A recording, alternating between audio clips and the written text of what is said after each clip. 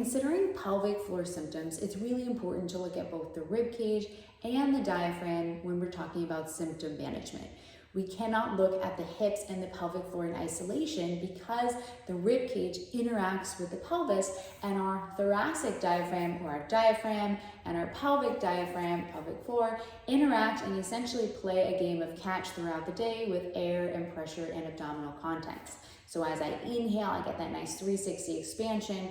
My rib cage expands and opens. All of the air and pressure and abdominal contents flow down towards the pelvis. The pelvis actually widens to open and receive that pressure, and the pelvic floor responds by lengthening and essentially loading eccentrically. So you can think about it like a trampoline. I'm essentially getting ready to spring back up.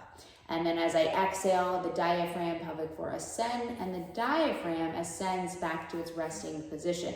The trouble becomes when we lose this pistoning effect, this ebb and flow of our inhale and exhales, and that impacts our ability to manage pressure through the system, get a nice solid abdominal brace, and also get our rib cage in a good position and manage the pelvic floor symptoms that might be happening throughout the day.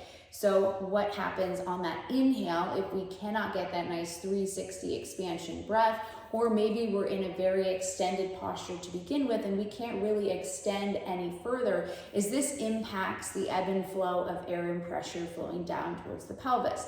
Similarly, if our pelvic floor is really tight and clenched, when I inhale, it might be difficult to send that air and pressure down, or that pelvic floor isn't able to get that eccentric loading effect it needs to be able to kind of let go.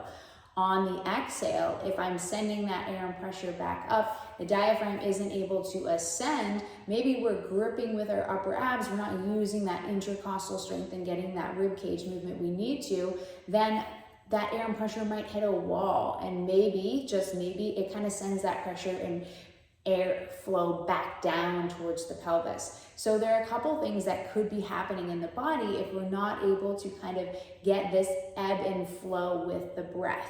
And that impacts our ability to manage pressure. Pressure leaks may show up as a diastasis, as a pelvic organ prolapse, or maybe it just says leaking throughout the day. So a couple things that we want to focus on are getting that 360 rib cage expansion, being able to expand and compress in different parts of the rib cage, and work on the pelvic floor, allowing the pelvic floor to kind of let go and kind of receive that pressure and be able to send all that air and pressure back up. So we're really working on establishing that 360 breathing, that more diaphragmatic pattern that allows us to inhale and exhale, to expand and compress at the rib cage, because ultimately this impacts what is happening at the pelvic floor and the pelvis and our ability to manage pressure through the system.